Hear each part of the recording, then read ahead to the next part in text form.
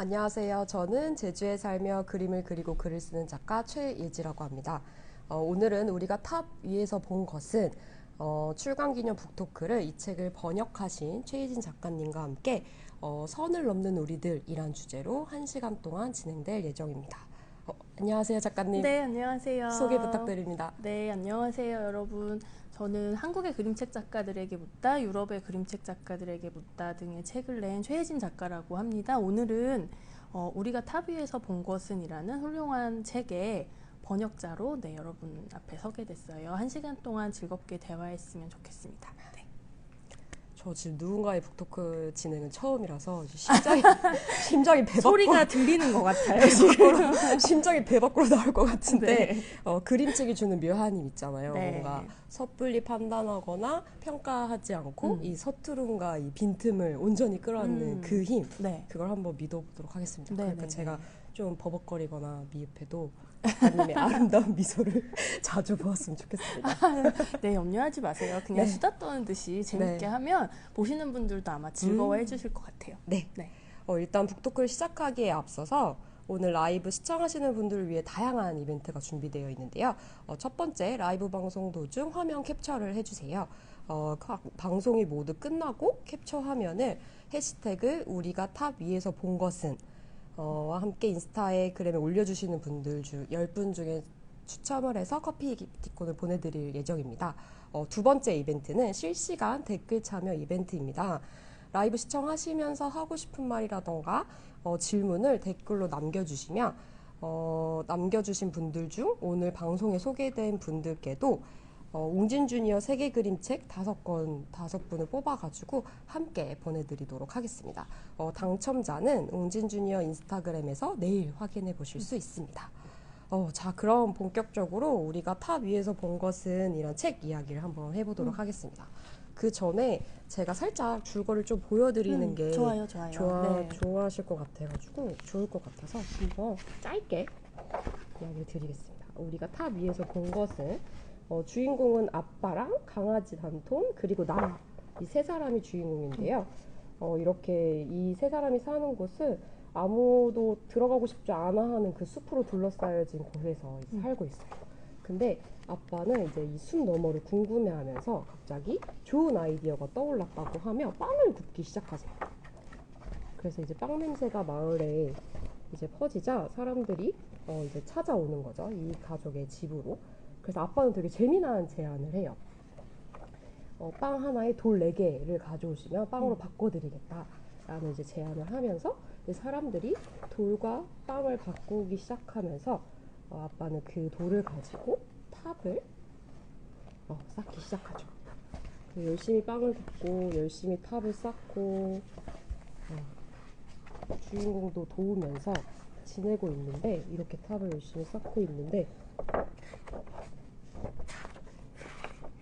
갑자기 이렇게 폭풍우가 다가오면서 공든 탑이 다 무너지기도 합니다.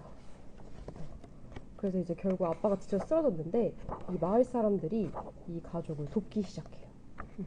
그래서 무너졌던 탑이 다시 이렇게 세워지기 시작하고 아빠도 다시 힘을 내서 기운을 차리고 탑이 점점 완성되어서 이제 딱 마지막 장면 앞에 이렇게 세 사람이 탑 위에서 본 것은 이렇게 하면서 마지막 장면을 남겨두고 있는데 이 마지막 장면 이따가 보여드리도록 하겠습니다. 그럼 최 작가님 번역자의 시선으로 보신 우리가 탑 위에서 본 것은 이제 그림책 소개를 좀 해주실 수 있으실까요? 네네네. 제가 사실은 번역가라는 자의식이 거의 없어요. 그래서 번역을 그렇게 많이 하지는 않고 이 작품은 내가 하면 좀 더 작품에 도움을 줄 수 있을 것 같은 게 보여 라는 게 있을 때만 번역을 하게 되거든요.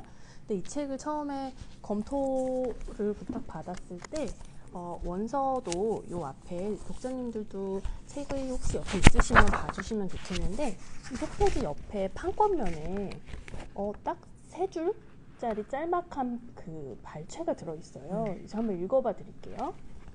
개인의 자유가 보장되고 개인이 생각하는 힘을 가지며 자신의 직관을 신뢰할 수 있을 때 집단적 협력은 비로소 의미가 있다. 아이웨이웨이 이렇게. 근데 아이웨이웨이는 현대 미술가인데요. 제가 엄청 좋아하는 미술가예요. 근데 그래서 원서를 검토할 때 내가 너무 사랑하는 미술가가 했던 이야기가 이 작품에 굳이 여기 들어와 있으면 뭐가 세계관이 통하는 게 있나 본데 라고 생각하게 됐고, 그래서 기대되는 마음으로 책을 검토하기 시작했는데요. 제가 볼 때는 아이웨이웨이가 작품으로 말하려고 하는 내용과 우리가 탑위에서 본 것은이 말하고자 하는 게 굉장히 일맥상통한 게 많이 보였어요. 그래서 아이웨이웨이가 주로 어떤 작업을 하냐면, 그러면 개인과 집단의 관계에 대해서 늘 탐험하는 그런 작품을 하고요. 그리고 중국이 사실은 집단이라고 보면 중국이라는 거대한 집단이 있잖아요. 근데 그 중국의 근현대사를 좀 보면은 집단의 이름으로, 공동체의 이름으로 개인을 억압하거나 말살했던 역사들이 좀 있었고, 그거에 대해 굉장히 비판의식을 가진 작가예요, 아이웨이웨이가. 그래서 집단에 의해서 희생되는 개인을 다루는 작품이 많아요. 근데 제가 이 책 우리가 탑위에서 본 것은을 보자마자 생각났던 작품이 하나 있는데요. 그게 아이웨이웨이가 세계적으로 이제 명성이 쌓이게 된 결정적인 작품이에요. 2010년, 2011년 무렵에 테이트 모던 미술관에 해바라기 씨 모양의 도자기를 하나씩 구워가지고 15만 톤? 인가 15톤인가? 15톤인가 보네요. 15만 톤 너무 많네요. 한 몇 억 개의 그 씨앗 도자기를 하나씩 일일이 구워가지고 15톤어치를 만들어서 그걸 미술관 바닥에 다 깔아놓은 설치 작업을 했어요. 근데 그게 뭘 상징하냐면, 이 해바라기는 옛날에 그 중국인들이 먹을 게 없을 때 주머니에 넣고 다니면서 요긴하게 먹었던 음식인 거예요. 그러니까 허기를 채워주는 빵 같은 거예요. 그래서 이제 이 작품 안에서 빵이라는 모티브도 나오고, 그게 이제 구워지는 거잖아요, 빵이. 그리고 돌로 쌓고 이런 것들의 이미지가 그 아이웨이웨이 작품하고 되게 비슷하게 다가왔어요. 빵과 굽는다, 쌓는다, 이런 것들이. 그리고 결과적으로 이제 제가 좋아하는 작가, 그리고 이 책이 하고자 하는 얘기가 이런 공동체 안에서 변화는 어떻게 만들어지는가, 좋은 변화는 어떻게 만들어지는가, 이런 얘기를 하고 싶어 하는 건데, 결국은 변화를 만들어내는 가장 씨앗을 심어놓는 사람은 일개 미약한 개인이라는 거예요. 그러니까 집단을 바꾸자고 해서 막 제도를 다 바꿔놓으면은 이게 한꺼번에 좋은 길로 갈 수 있을 것도 같지만, 사실은 자연스럽게 어떤 사람이 한 명의 움직임이 영향력을 미쳐서 개인이 또 감화되고, 그 또 감화된 개인들이 움직여서 더 큰 변화가 일어난다, 이런 맥락의 이야기로 제가 읽혔어요. 그래서 이 작품은 내가 번역할 수 있겠다. 아이웨이웨이에 대한 그 작품 이해도를 가진 채로 이 책을 번역한다면 훨씬 더 여러 레이어를 제가 만들 수 있지 않을까, 이렇게 생각하면서 번역했던 책이에요. 너무 좋다. 저는 이 작가님에 대해 사전 정보가 전혀 없어가지고 연결성을 몰랐는데 이 작가에 대해서 공부해보는 것도 너무 재밌을 것 같아요. 훌륭한 작품이 되게 많아요. 특히 최근에 난민 관련된 작품을 좀 많이 하고 있거든요. 그러니까 유럽에서 약간 그 난민 문제가 되게 많이 문제가, 사회 문제가 되고 있었는데, 그것도 결국은 공동체가 외면하는 사이에 희생되는 개인들에 대한 그 주목을 하는 작업을 해요, 아이웨이웨이가. 그래서 개인과 집단의 관계라는 측면으로 보기에 너무 훌륭한 작가고, 나딘 로베르랑 제라르 디부아가 만든 이 책을 만들 때 굳이 이 작가의 발문으로 책을 열었다는 것이 상징하는 게 있다고 생각했어요. 네. 그리고 또 연결해서 그 같은 맥락에서 이게 좀 뭐랄까요, 그 편집적인 센스 같은 것 같은데, 여기에 독자들한테 요 밑에 자기 얼굴을 붙여보세요라고 돼 있는 란이 있어요. 이것도 결국은 참여하는 한 명의 개인이 되자는 어떤 초대장 같은 거라고 생각하거든요. 이런 것들이 다 되게 사소한 장난처럼 보일 수도 있지만, 제가 볼 때는 그 배후에는 좀 더 거대한 예술가적인 그런 문제의식이나 어떤 발언의 의도가 있다고 느껴졌던 거죠. 초대장이란 말 너무 좋습니다. 그러면 작가님 이 책 처음 딱 보셨을 때 느낌이 어떠셨어요? 일단 너무 예뻤어요. 그 일러스트레이션의 그 톤이 2022년에 나온 책이잖아요, 이게. 근데 한 100년 전쯤 그린 그림인가? 라는 맞아. 느낌이 들 만큼 그 19세기 초 이때 그 막 옛날 인쇄 기법으로 만들어진 옛날 어린이 책들 있잖아요. 그런 느낌이 되게 살아있는 게 신기했고, 그리고 여기 이제 책의 시작은 현대미술가로 시작하는데 중간에 제가 느낄 때는 피터 브리겔 같은 되게 회화의 고전 거장 같은 그런 분들을 레퍼런스로 삼고 그림을 그렸다고 보여진 장면들이 있거든요. 그래서 이 제라르 듀부아 작가가 회화사에 대해서 신경을 굉장히 쓰면서 이 책을 만들었나라는 생각을 처음 했어요. 첫인상으로는. 신기하네요. 그렇게 연결이 되는 그리고 거예요. 우리 주인공인 동물이 의인화돼 있잖아요. 네네네. 그 나하고 아빠는 토끼로 돼 있고 단토는 같이 사는 강아지 반려견인데 이게 이제 빈티지한 그림체랑도 너무 어울리고요. 의인화된 그 동물의 그 피사체가. 그리고 한편으로는 또 선입견 없이 독자가 나를 대입해보기에 되게 좋은 인물 캐릭터로 잡아놨다라고 느꼈어요. 이게 되게 사람의 형상을 정확히 하고 있는 빈티지한 그림체였으면 2022년의 독자가 나를 대입하기에는 조금 어려움이 있었을 것 같아요. 맞아. 여기 뭐 성별의 구분도 크게 막 맞아요. 느껴지지 않고 네네. 그런 부분들이 있었으니까. 그럼 또 더불어서 이 책을 번역하실 네. 때 이야기의 재미를 발견한 특별한 부분이 있으실까요? 이야기의 재미. 네, 제가 있었죠. 완전 공감하면서 본 장면이 하나 있어요. 이게 아까 줄거리 살짝 읽어주셨으니까 이제 빵 하나를 구워서 돌 4개로 바꿔서 탑을 올려볼까라고 아빠가 이제 처음에 구상을 하잖아요. 근데 이제 실제로 빵을 사러 사람들이 왔잖아요. 네. 처음으로 손님을 맞아본 아빠가 그 다음에 이제 또 빵을 준비하면서 뭐라고 얘기하냐면요. 이 장면인데요. 이렇게 믿을 수가 없구나. 내 생각이 현실로 이루어지다니. 아빠가 중얼거렸어요. 그러니까 자기가 빵을 이제 구우면서 자기가 하겠다고 마음먹고 하고 있으면서도 믿을 수가 없는데 정말 이게 되다니 이 감정이잖아요. 근데 제가 이 감정이 저한테 되게 익숙한 감정이에요. 아마 저 말고도 창작을 하는 분이라면 누구나, 그리고 창작이 꼭 거대한 뭔가 뭐 작품을 만들어내는 그런 게 아니더라도 자기 삶에서 새로운 시도를 한 번쯤이라도 해봤던 분이라면 공감이 될 만한 정서일 거예요. 왜냐하면 새로운 시도를 할 때 우리는 다 결과를 모르는 불확실성 안으로 들어가는 거잖아요. 그래서 망할 수도 있고, 지금 욕을 막 먹을 수도 있고, 그럴 수도 있는데, 그러면서 이제 더듬 거리면서 암중모색한다고 하잖아요. 이렇게 더듬거리면서 한 발씩 가면서 이게 정말 현실로 바뀌어가는 거를 경험하는 것이 결국은 창작인 것 같거든요, 저는. 그래서 제가 뭐 새로운 글을 쓸 때마다 혹은 새로운 기획을 할 때마다 늘 품고 있는 감정이에요. 이게 될까? 근데 이게 되잖아? 이런 뭔지 알 것 같아요.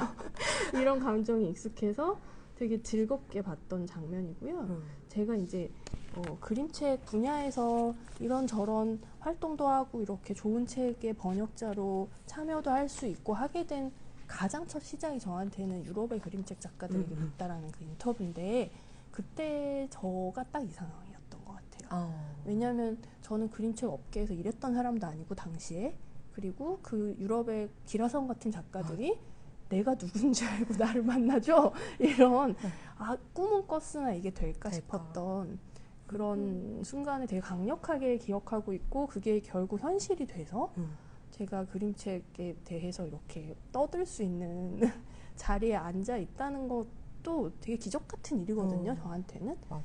그래서 저 장면이 특별히 인상적이었던 것 같아요.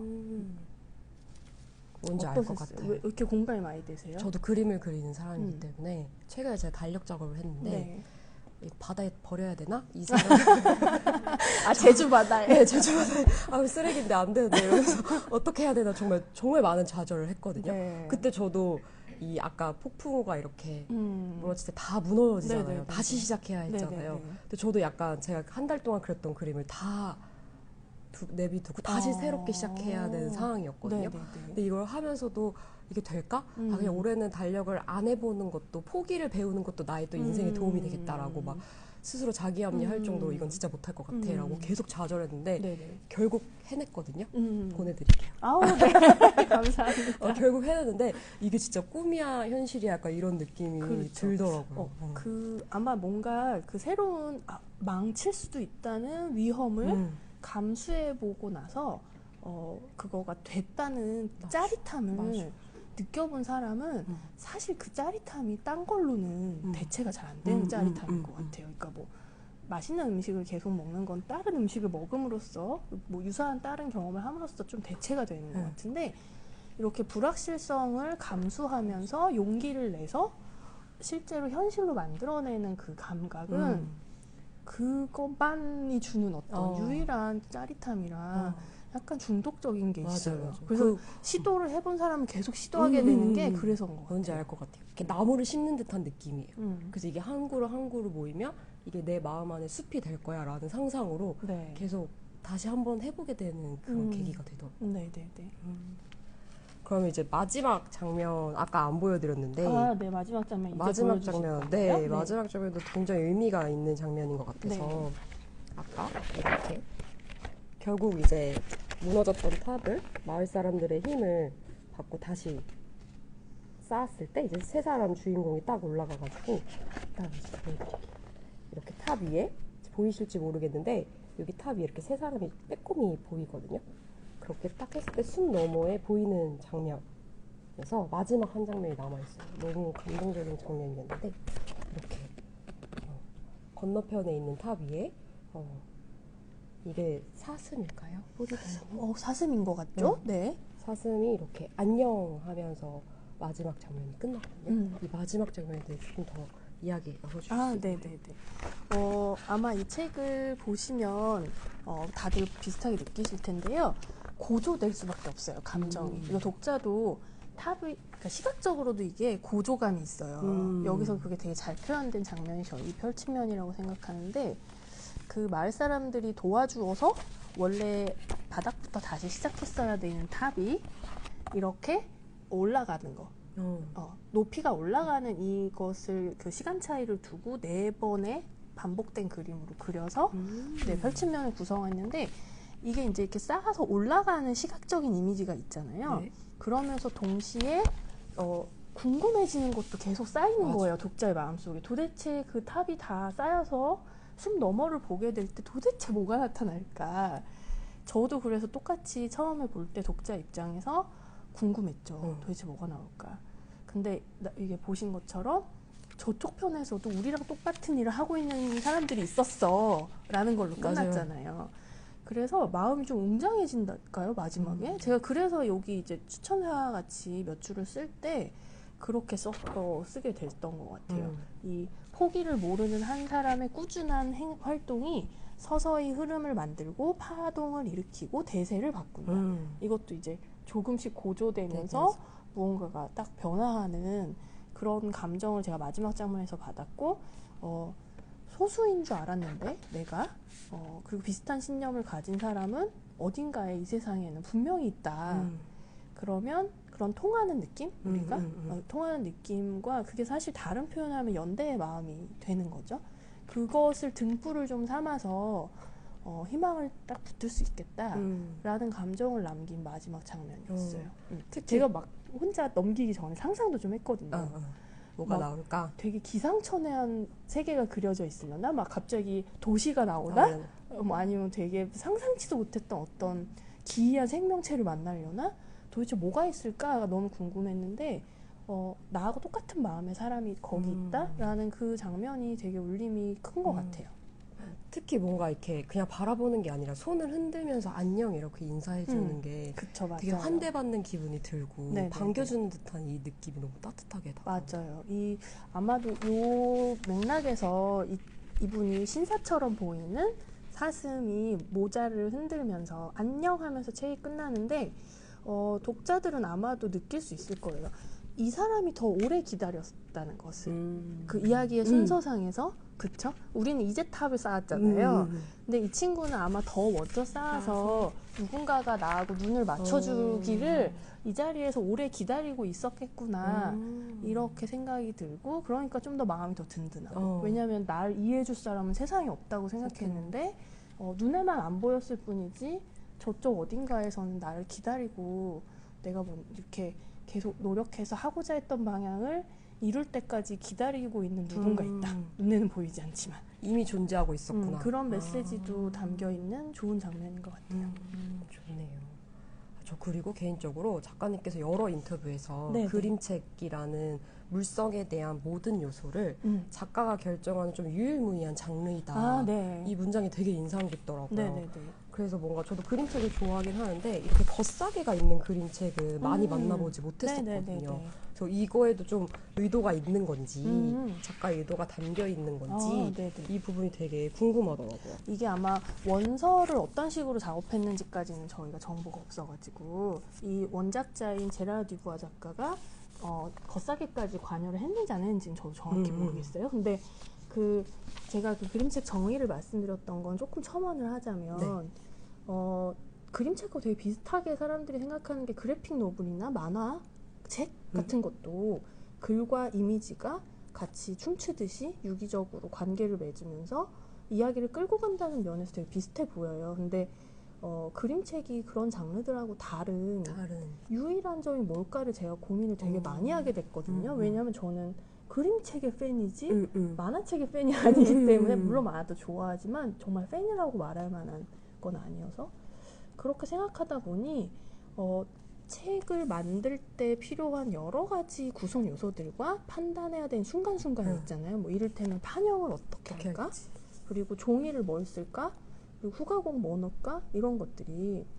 근데 어떤 그림책 작가들은 그 하나하나의 요소를 그냥 허투루 쓰거나 아니면 출판사에 일임해서 알아서 해주세요라고 하지 않고 그걸 내 이야기 안으로 끌고 오려고 되게 노력하는 작가들이 있어요. 근데 그것은 그림책만 할 수 있는 일이라고 저는 생각하거든요.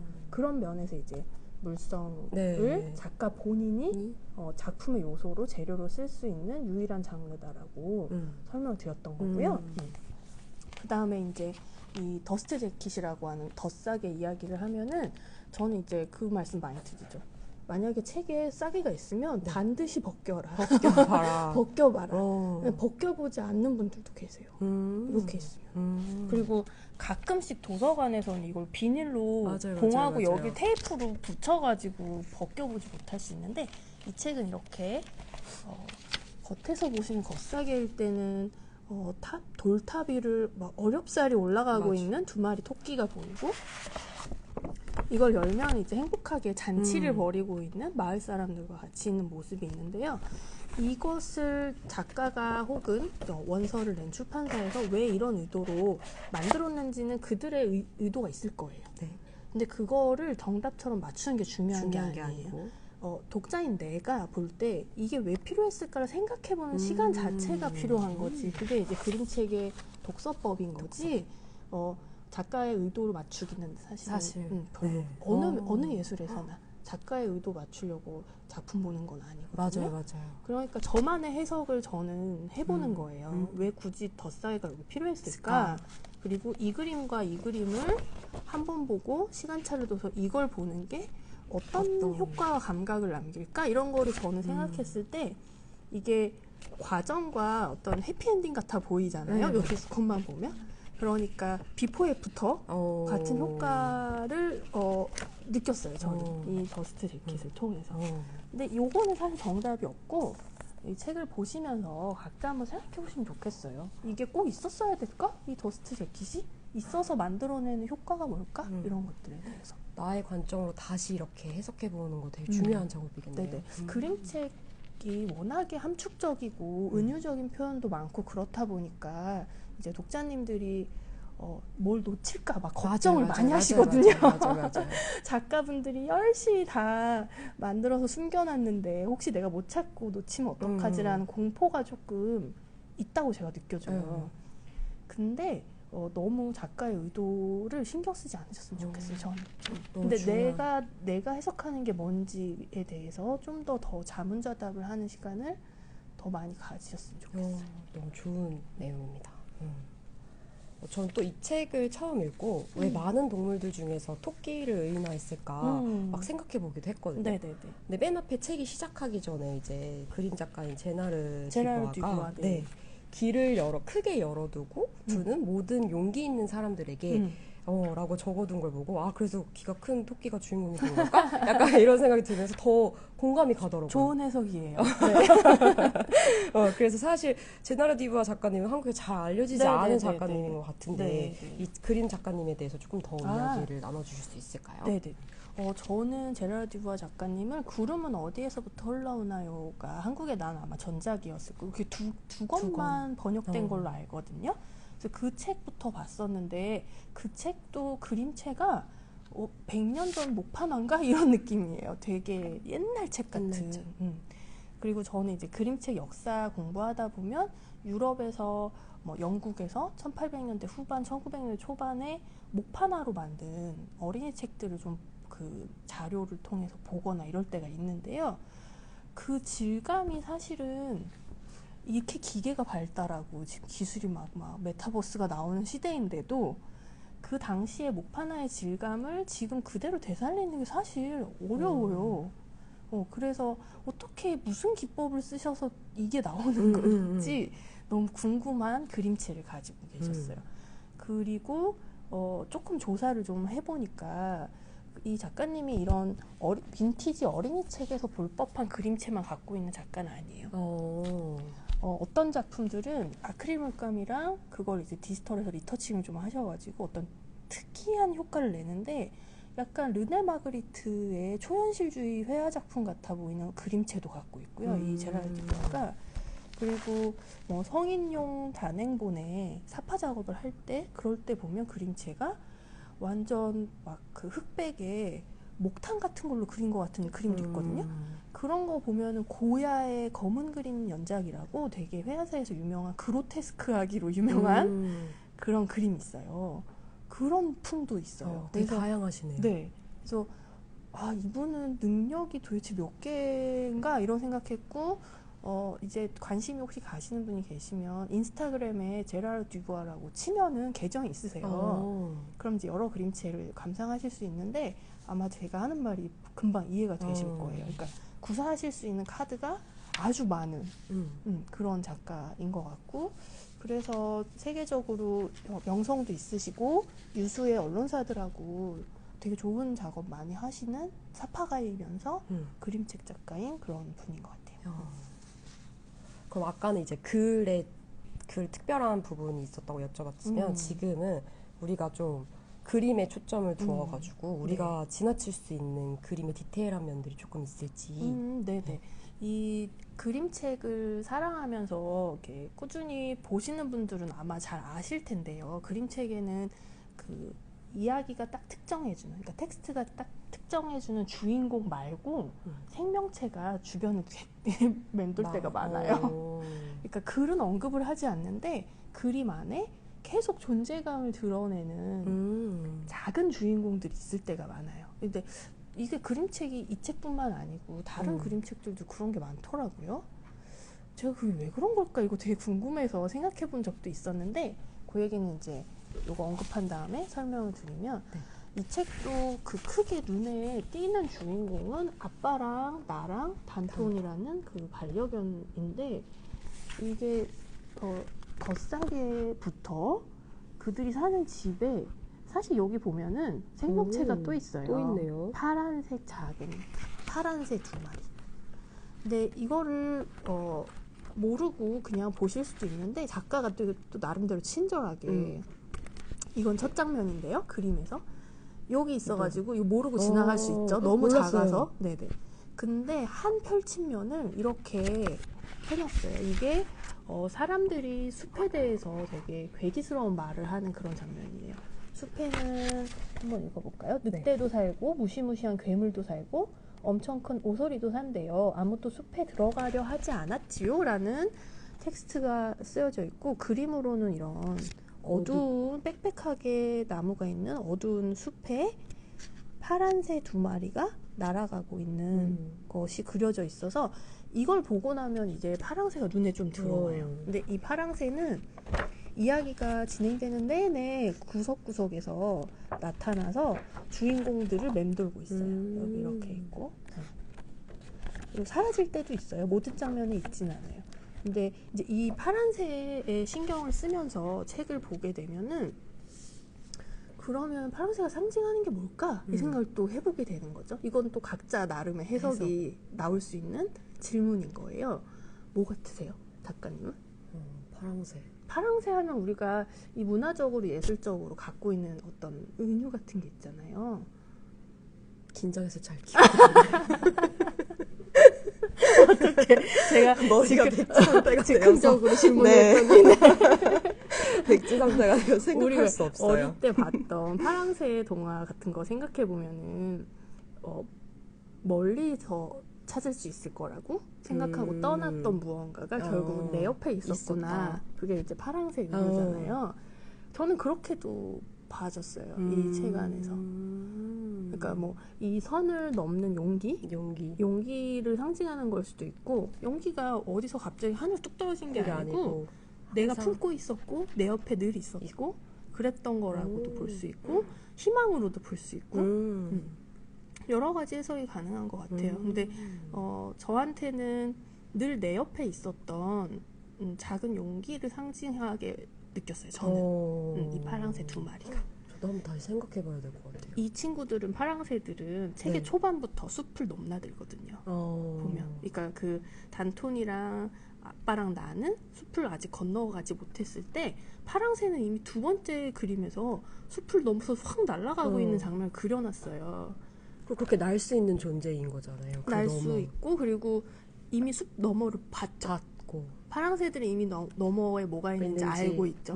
근데 이 주인공들 옆에서 계속 같이 있어주는 거죠. 네. 이런 요소들은 아이들이 되게 기가 막히게 잘 찾아내더라고요. 아이들은 이런 거 진짜 신통방통 너무 잘 찾아요. 어떻게 하는지. 아마 그림을 읽는 눈은 어른들이 덜 발달된 것 같아요. 아니면 퇴화됐다고 해야 되겠죠? 우리도 한때 어린이였으니까. 자꾸 읽으면서 어떤 메시지를 주려고 하는 걸까? 이게 왜 이렇게 사로잡혀 있는지 잘 모르겠어요. 그게 문자 중심 언어에 살잖아요, 저희가. 이게 저희가 성인으로서 밥벌이 하면서 먹고 살고 이 사회가 기대하는 것들을 해내야 되잖아요. 근데 그 사회는 문자 중심의 사회고 문자 중심의 사회에서 계속 트레이닝 그렇게 받으니까요.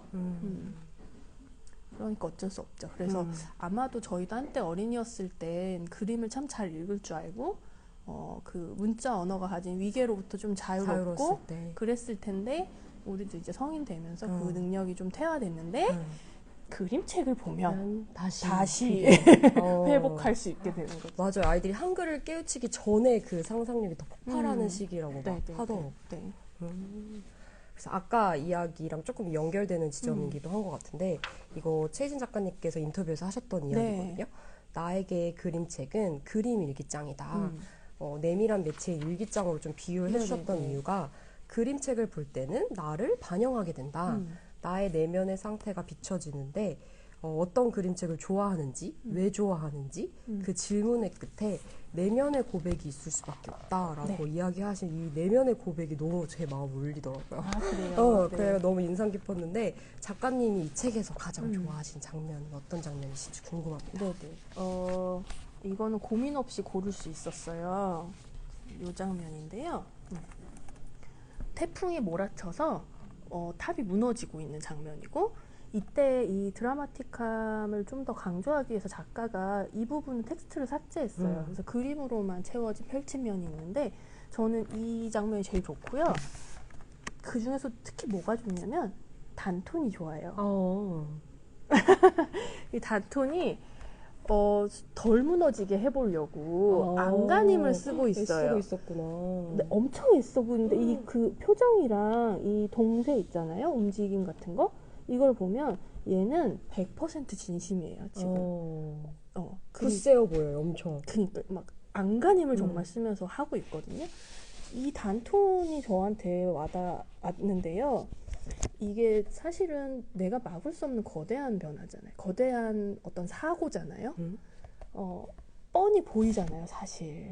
이게 내가 이거를 안간힘을 다해서 끈을 붙잡고 있는다도 이게 무너지지 않으리라는 기대를 할 수 없을 만큼 지금 거대한 사건을 당하는 중인데 그 와중에 최선을 다하거든요.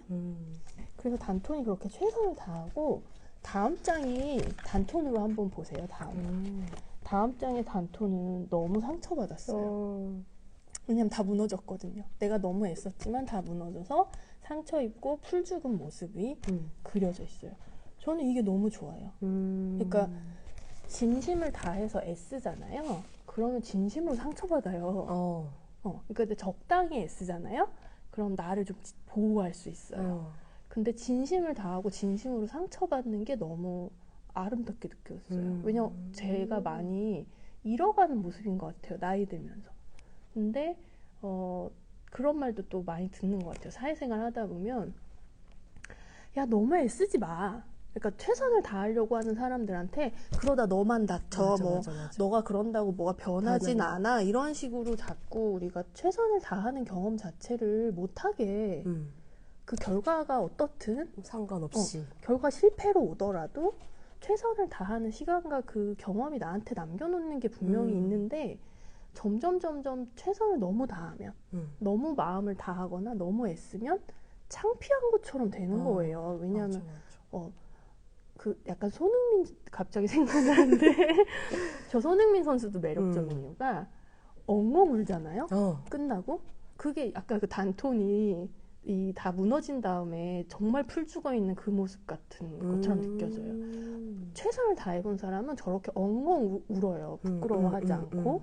근데 그 모습이 주는 아름다움 같은 게 있다고 생각해요. 그게 우리한테 주는 메시지가 있다고 생각하고. 그래서 이 장면이 저는 제일 좋아요. 그리고 자기 보호를 위해서 몸을 사리거나 감정을 숨기거나 하지 않았다는 거. 그리고 질 게 뻔한데 거대한 태풍은 그 앞에서 쫄지 않고 상처받을 게 뻔한데 쫄지 않고 해본다는 거. 이런 모습이 너무 멋져요. 그럼에도 불구하고 약간 이런 느낌. 진짜 너무 신기한 게 작가님. 저도 작가님이 이렇게 이 내면의 일기장이다라는 얘기를 해주셔가지고 나한테 이 책은 어떤 장면이 가장 인상 깊을까 했을 때 저도 이 장면이었거든요. 아 진짜요? 너무 신기했던 게 맥락에서 그러니까요. 저는 이거였어요. 여기서 쓰러진 아빠에게 집중했었어요. 아 완전 여기 기진맥진해가지고 이게 저한테는 어떤 의미로 다가왔냐면 그래 원래 내가 원하는 삶에 맞닿기 위해서 좌절과 고통은 당연히 겪어야 될 일이지.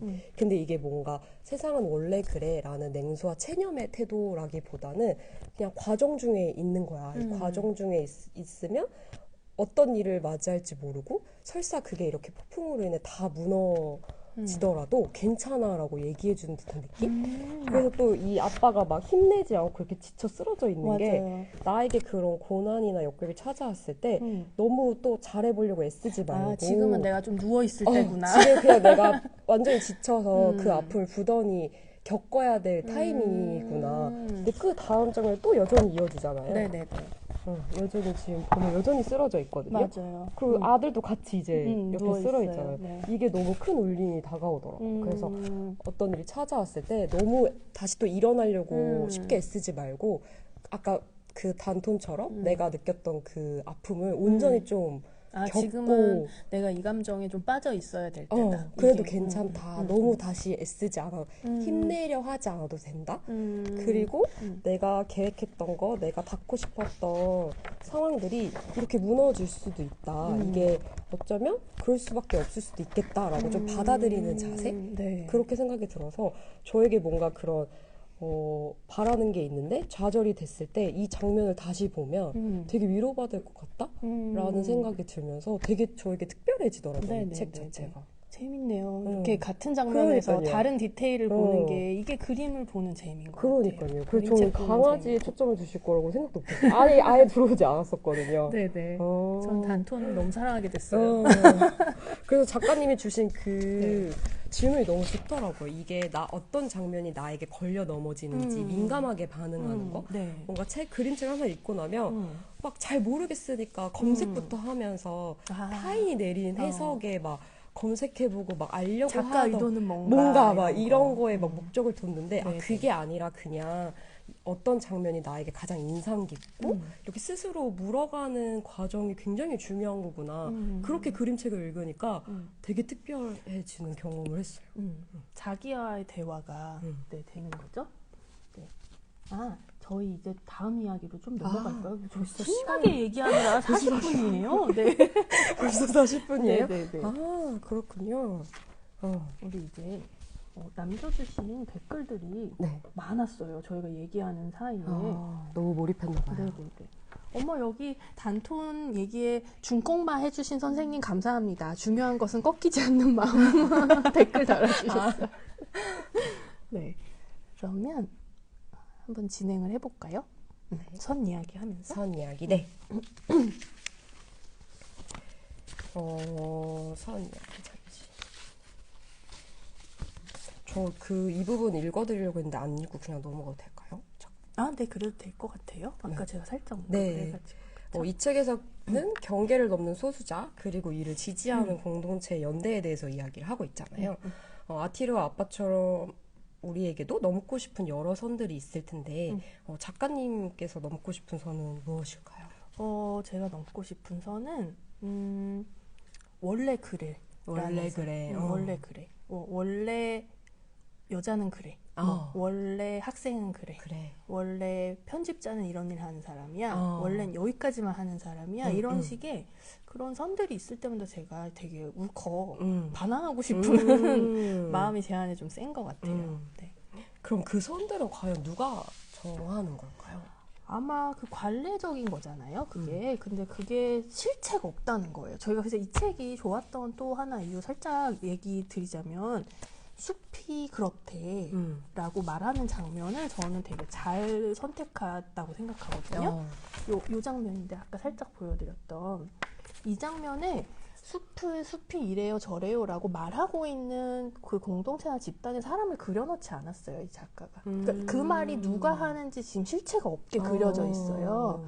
이게 상징하는 면이 있다고 생각해요. 그러니까 우리가 원래 이렇대, 그리고 여기까지가 그 선이래라고 하는 그 관례적인 것들은 알고 보면은 누가 말한 건지도 모르고 이게 왜 이렇게 크게 얘기되어야 되는지 또 마땅히 얘기돼 본 적이 없고 그냥 다들 그런가 보다 하는 것들이 많은 것 같아서 그렇게 되게 좋게 표현한 장면이었던 것 같아요. 뭔가 엄마 친구 아들 이런 느낌 있잖아요. 그쵸, 실체 없는? 실체 없는. 그럼 이 선 넘는 우리들에 대해 이제 독자분들이 댓글을 달아주신 게 있는데 저 인상 깊은 게 하나 있어가지고 같이 읽어드리려고 하거든요. 저희가 인스타그램 통해가지고 사전에 그 부탁을 좀 드렸거든요. 여러분이 넘고 싶은 선이 무엇이냐. 그래서 저희가 그거를 미리 다 읽고 한 명씩 저희가 소개해드리려고 해요. 작가님 먼저. 아니, 먼저 하세요. 네. 아이디가 너무 어려워가지고 PREL이란 아이디를 가지신 분이 써주신 글인데, 하라는 대로 잘하는 아이였다. 어른이 시키는 것들을 곧잘 해내었고 가라는 곳만 갔고 보라는 곳만 갔다. 부모 말씀에 순응적인 아이는 그렇게 학교 독서실 집만 오가며 기성세대가 말하는 모범적인 아이로 컸다. 사실 그게 편했다. 어른들이 하라는 공부만 잘 해내면 구속을 받을 일도 잔소리나 핀잔을 들을 일도 없었으니까. 틀 안의 자유를 그렇게 만끽하며 20대에 들어왔다.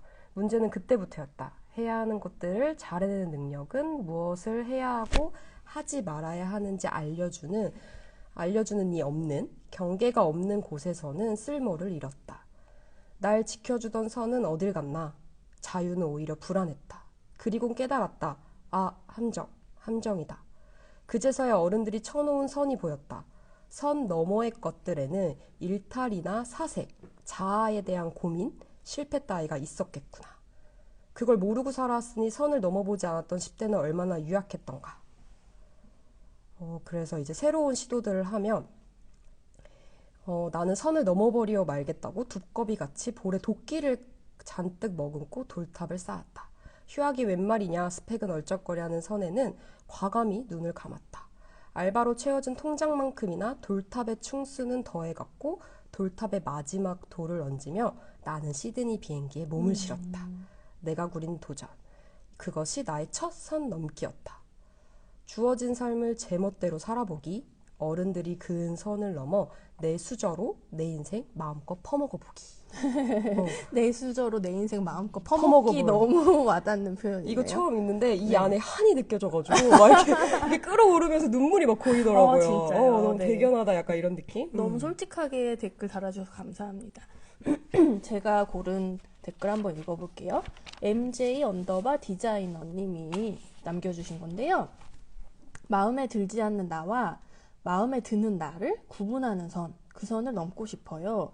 여러 경험이 쌓여 은연중에 생긴 지극히 주관적인 선들로 인해 나를 오해하는 경우가 종종 생긴다 생각합니다. 흔히 이상적으로 보이는 사회적인 성취나 조건, 행동들을 하는 나는 굉장히 인정해주면서 감정적이거나 실수하거나 무너지거나 서투르는 모습을 보이면 나를 지우고 숨기려 합니다. 같은 나인데 어느새 생긴 이 선으로 나와 잘 지내는 법을 잊고 미워하기만 했던 시절이 있었어요. 그러니까 내가 좋아하는 나와 내가 싫어하는 나를 구분하는 그 선 자체를 넘고 싶다고 써주신 이 댓글이 되게 인상적이었고, 제가 이걸 보면서 제가 좋아하는 명언이 하나 떠올랐는데요. 적어야겠습니다. 명언 발사예요, 네. 여러분. 그 수잔 손택의 말이라고 하는 인터뷰집에서 제가 읽은 거예요. 그게 시인 릴케가 한 말이었대요. 그래서 수잔 손택이 기억하고 그걸 다시 재인용한 건데요. 내 안에 악마를 없애려 하지 마라. 내 천사들도 같이 떠날 거니까. 라는 말이 있어요. 그러니까 우리가 나에 대해서 싫다, 좋다, 구분짓는 천사, 악마 그런 것들이 결국은 이렇게 등을 맞대고 있는 하나인 거예요. 공존하는. 그래서 공존해서. 내가 나에 대해서 좋아하는 면만 딱 살려놓고 싫다고 하는 것을 떼어낼 수 있다고 생각하는 것 자체가 불가능한 거구나. 이런 생각을 하게 해준 말이어서 좋아하거든요. 그래서 이 독자 선생님도 아마 비슷한 생각을 하고 계시는 중인 것 같아요. 공존하는 건데 떼어내려고 하니까 이제 왜 갈등이 생기는 거. 너무 네. 좋은 말이네요. 우리 또 이 책에서 또 그려진 공동체 이야기를 또 빼놓을 수가 없잖아요. 네네네. 공동체 이야기를 좀 해볼까요? 네, 좋습니다. 이 책에서 그 공동체는 결국은 마을 사람들인데, 마을 사람들이 그 전까지는 어떤 행위로서만 계속 나오냐면 돌을 빵으로 바꾸려고 그 집 앞에 서 있는 흐름으로만 계속 동네 사람들이 그려져요. 그러다가 언제 그 역할이 바뀌냐면 처음으로 그 바뀌는 역할로 등장하는 장면이 이 장면이에요. 이렇게. 그 돌탑이 다 무너져가지고 아빠는 지쳐가지고 방수포 덮고 있고 이걸 어쩌나 하고 있을 때 돌을 가져왔던 마을 사람들이 저마다 고개를 갸우뚱하면서 무너진 돌탑을 이렇게 바라보고 있거든요. 이 사람들 마음속에 지금 무슨 생각이 있을까를 독자분들이 저마다 한번 여기에 말풍선처럼 써보시면 좋을 것 같아요. 이 사람들은 나는 지금 빵 바꾸러 왔는데 갑자기 이게 다 무너져 있네. 그 나는 오랫동안 이 사람을 봐왔고 이 사람이 원하고 신념을 지키고자 하고 해내고자 하는 게 뭔지 옆에서 봐왔잖아요. 그런 나로 한번 빙의해서 이들의 자리에 서보는 거예요, 독자도. 그럼 이 공동체라고 하는 사람들도 결국은 한 명 한 명의 개인이란 말이죠. 그럼 이 개인들의 내면에 어떤 움직임이 있었을까? 감정의 변화가 있었을까를 좀 생각해 볼 수 있게 하는 장면이라고 생각하고, 저는 그 얘기를 좀 하고 싶었어요. 이렇게 세상에 퍼스트 무버 같은 사람들이 있어요. 아이웨이웨이 같은 훌륭한 예술가, 예술가들이 흔히 사회에 대한 변화를 제일 먼저 필요성을 감지하고 목소리를 많이 내잖아요. 근데 모두가 퍼스트 무버가 될 필요는 없고 그럴 수도 없다고 생각하거든요. 근데 그럴 때 그런 퍼스트 무버 신념 하나를 똘똘 뭉쳐서 남들이 절대 넘지 않는 선을 넘어보려고 확 도전하는 사람들을 보호해주고 지켜주는 사람들도 너무 중요해요. 저는 아까 그 장면이 그것처럼 읽혔어요. 그 신념을 가진 똘똘 뭉친 아빠가 완전 지쳐가지고 무너져 있을 때 이 사람을 지켜주고 싶어 하는 마음으로, 그러니까 이 마을 사람들이 정말 숨 너머에 뭐가 있는지 궁금해서 돌탑을 새로 쌓아줬다고 생각하지 않고요. 저는 그걸 궁금해하는 이 사람이 애쓴 시간을 내가 봐왔고 이 사람을 지켜주고 싶었던 것 같아요. 그래서 그렇게 우리 사회 안에서도 그렇게 퍼스트 무버들이 계시고 그런 사람들을 지켜주고 싶어하는 마음도 되게 소중하고 그것도 용기라고 생각해요. 지켜주고 싶은 마음. 네, 그래서 여기서 이 작품에서 나오는 공동체는 그렇게 그려진 게 아닌가라고 생각합니다. 그리고 예전 또 북토크에서 작가님께서 빈센트 반 고흐에 끌린 이유가 고흐의 동생인 테오 때문인 걸 알았다라고 이야기했잖아요. 네. 사람이 삶이 되게 힘들고 아무도 나를 이해해주지 않는 것 같고 온전히 나를 믿고 해주는 사람이 한 사람만 있어도 대단한 세계를 펼칠 수 있다라는 이 말이랑도 또 연결이 되는 것 같아요.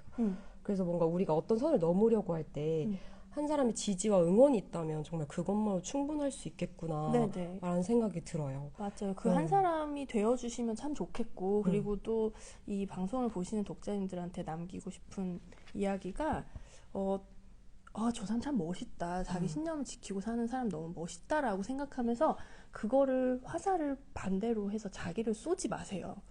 나는 맞아. 왜 이렇게 못하지라고 저렇게 멋있는 사람들이 있는데 그거는 별로 좋은 에너지가 아닌 것 같고 오히려 저 사람을 멋있게 보는 내 마음도 되게 좋은 거예요. 그 사람을 지키고 싶어하는 마음이잖아요. 네. 그렇게 봐주셨으면 좋겠어요. 비날 나에게 돌리지 않는다. 너무 좋은 얘기인 것 같아요. 소름 돋았어요. 작가님 그럼 선을 넘기 위해서는 작은 용기가 좀 중요하잖아요. 소소하게나마 오늘 하루 작가님께 용기가 필요했던 오늘 하루는 정확하게 있어요. 제가 초보 운전이거든요. 지금. 근데 차를 몰고 눈이 오는 이 날씨에 차를 몰고 파주까지 오는 대단한 용기를 냈습니다. 그럼 마지막으로 이 책을 어떤 분들에게 추천해 주시고 싶으신지. 일단은 여러 가지가 있을 것 같아요. 첫 번째 그 추천해드릴 만한 그룹은 어떤 신념으로 가득 찬 분이 계실 거예요, 분명히. 사람들한테 공감을 못 받아. 주변에서는 그게 뭐 그렇게 신경 써야 되는 일이야? 이렇게 공감받지 못하는데 나는 너무 중요한 어떤 걸 품고 있는 사람들? 이 보면 외로움이 가시실 거예요, 이거.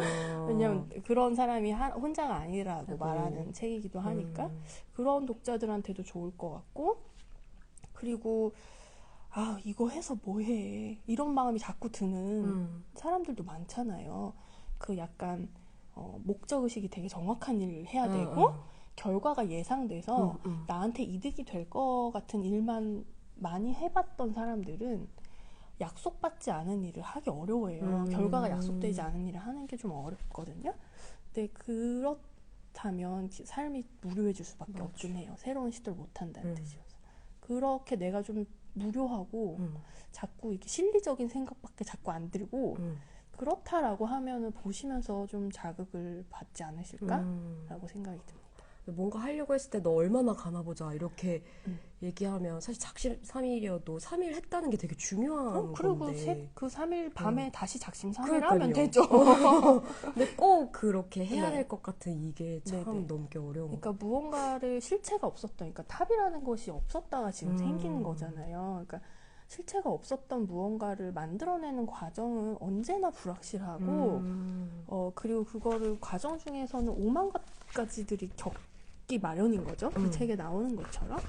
근데 아까 살짝 그 창작에 대한 얘기할 때 말씀드린 것처럼 불확실성과 위험을 감수할 때만 얻을 수 있는 짜릿함이 있어요. 근데 그 짜릿함은 살아있다는 감각이고 정말로 그걸 조금이라도 내 인생에서 맛보기 시작하면 그걸 추구하는 방향으로 살 수밖에 없을 거거든요. 그래서 좀 내가 삶이 너무 용기가 안 나고 무료하고 그렇다라고 느끼신다면 한번 보시면 좋을 것 같습니다. 타인의 말들이 두려워지면 이 장면을 떠올리면서 사실 그 시체가 없는 거야. 실체가 없다. 이걸 한번 떠올리면 되게 용기 낼 수 있을 것 같아요.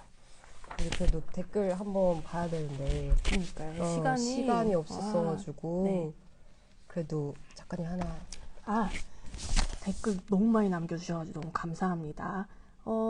STARNINE _패밀리님 저도 이 라이브를 볼 수 있네요. 와 내가 이걸 보고 있네 라고 감격하시는 댓글 달아주셨고 그 다음에 뭐 볼까요? 한번 읽어주시겠어요? 크런치 631분이 진심을 다한다는 것 이렇게 하트를 보내주셨어요. 그리고 아까 제가 살짝 네, 언급했던 네, 네, 맞아요. 블루 MAWMAWC님이 단톤이 중꺾만 해요. 중요한 것은 꺾이지 않는 마음. 이거 너무 재밌었어요. 네, 맞습니다.